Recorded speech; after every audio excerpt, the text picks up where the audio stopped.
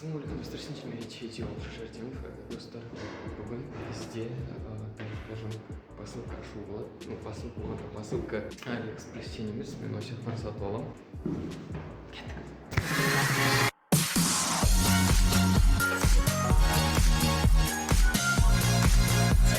Бүгін дала өте жылы екен. Прям бірден айтайын, бүгін Алматы вообще жып-жылы. Четко болып дала дейтін емес пе?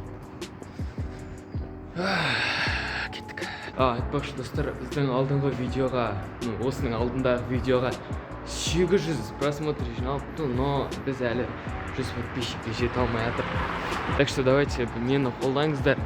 100 подписчикке жетсе айтылған конкурс болады.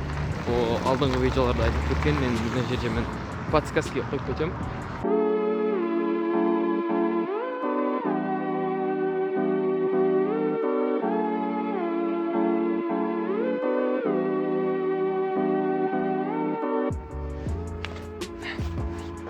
Короче, достар, мені алдық, бір посылканы алдық. Енді бүгінгі видеоның нағызғы қонағына кетіп бара жатырмыз. Короче, енді қайтып артқа айту керек болады. Бүгінгі видеоның басты қонағы, әрі сол зат болмаса бүгінгі видео түсірілмейді. Кеттік.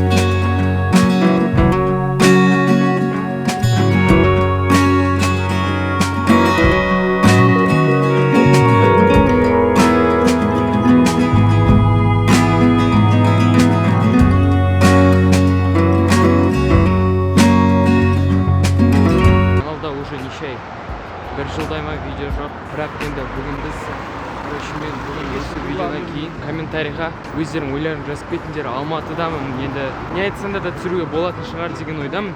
Менің каналыма тіркеліп кетіңдер, өйткені сендер каналға тіркелген сайын, менің каналымда адам өскен сайын, мен видео түсіруге мотивациям көбейе береді.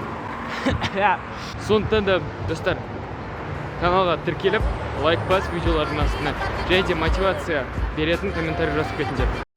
Короче, достар, мен Баку дейтін жерге келдім. Енді қазір затымды күтіп тұрмын. A few moments later. Короче, достар, мен алдым. Енді үйге баратын.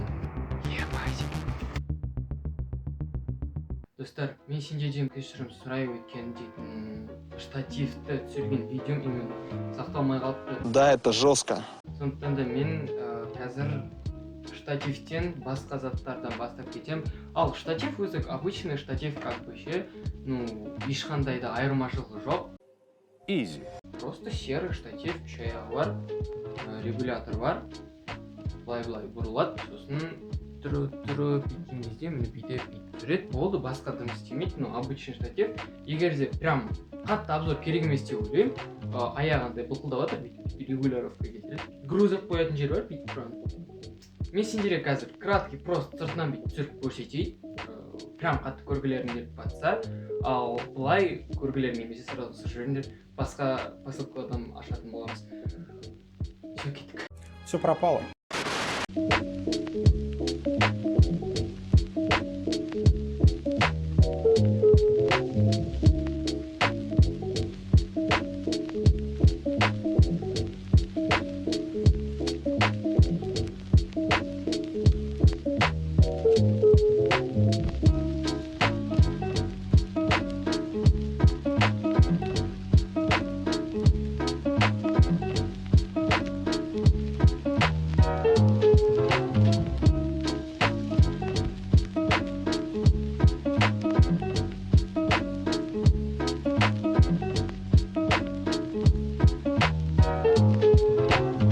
ал мына жерінде андай не бар, уровень бар. Сосын көріп тұрған шығарсыздар, сосын бүйтіп бұралынады, айналады, мынау осы алға төмен. Тағы не көрсетем, мынау бүйтіп мынау мынау ашылып жабылады. Сосын съемочный мына жер. Чтоб мына жерге камера тығып қою үшін ғой, чисто. Болды. Басқа тым жоқ, реально айтайын. Басқа тым. Штатив, обычный штатив. Болды. Короче, достар, біздер келдік. Екінші зат, бұл бізде кішкентай штатив. Кішкентай штативтің айтатын несі бар? Ну, профессиональный деп айта алмаймын. Штатив өзі жақсы, жұмысын жақсы атқарып, до конца шпагатқа отырады. Бүкіл штатив сондай болу керек, менің ойымша. Алынады. Компания Joby или Joby. Бүглей береді. Кайф жер сол, негізі штатив сондай болу керек, өйткені біздер оны там ағашқа қыстырып қоямыз, там не бар тағы, велосипедке мен тағып қойма болады. Сондықтан да бұл штатив керек. Егер сіздер блог жүргіземіз десеңіздер, сіздерге ұсынам, Joby сатып алыңыздар, өкінбейсіздер бір жағынан. Но мен сіздерге бірден нюансын айтып қояйын. Бұлар барлығы пластмасс. Мына ақсыздықтар резиновый, бір жерде қадалып қалады. Резинка ондай қатты скользкий емес. Бірақ қалған жерінің барлығы пластмасс болғаннан кейін мынандай жағдайлар болып қалуы мүмкін. Не істедім десеңіздер, мынадай жандар сынып кетеді ішіндегі. Қалай көрсетсем болады сіздерге, сынығы жерде. Мынадай жерде сынық тұр, көріп тұрсаңыздар, көріп тұрсыздар ма? Осы сынықтардан спокойно шығып кетеді. Но қайтып орнына тағып қойған. Бұда да уровень бар, өте жақсы. Мен негізі уровень жүрсін алып тастауға болады. Сосын мына жерге то же самое. Жаңағы колонкасыз камера, фотоаппарат, тағы не бар. Соларды салып қоюға болады. Болды. Оның қасына мынау подарка десем ешкім сенбейді. Өйткені бұл, конечно, подарка емес. Бұны мен өзім арнайы сатып алған болатынмын.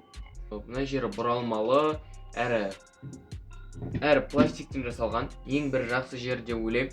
Мысалы, просто так мынаның үстіне қадап қоятын болсақ, мынаның үстіне просто мынаның үстіне мынамен ұстап жүретін болсаңыздар, мына жерін алып тастауға болады. Мына екеуі бір зат деп ойлап қалмаңыздар. Мына жерін бұрап алып тастауға болады. Болды. Мынамен былайынан байлап қоюыңызға болады. Бүйтіп айналдырып. Ойнап айтамын, енді бүйтіп ешкім түсірмейді шығар видеоны. Бұны сіздер қалай істесеңіздер болады. Бұны мынаған сразу бірден өзіне байлап айналдырып қойсаңыздар болады, тағып қойсаңыздар болады.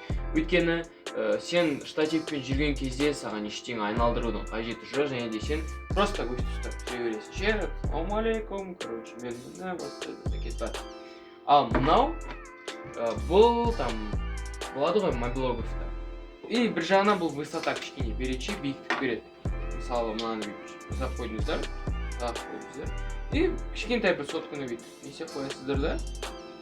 Білмеймін, кішкентай бір фотоаппаратқа енді келмейді шығар, білмеймін. Білмеймін не қыстырып қоятындарыңызды. Бірден қыстырып қойсыздар еді. Қыстырып қойдыңыздар да, мынаны кішкене босатып жібердіңіздер и выведіп. Мобилографтарға керек зат мысалы. Енді бір жағынан 1 минут бұны өйтіп айналдырамайсыздар. Сіздер как максимум өйтіп жанымен келатқан сотканы өйтіп айналдыра аласыздар, тіпті келіп қойып. Бірақ екінші разға келмейді. Осылай тұрады сотка жағашынан, айналдырасыздар, өтеді, екінші айналдырасыздар, үшінші айналдырған кезде қадалып қойды. Егер де сиятындар бар болса, вообще четко. Түріп қоятасыздар да, шиіріп жібересіздер, түріп қоятасыздар, айналдырып жібересіздер. Яғни өздеріңіз үлестеп бүйтіп. Көп қой енді бас жасайтын адамға қолдан істейтін.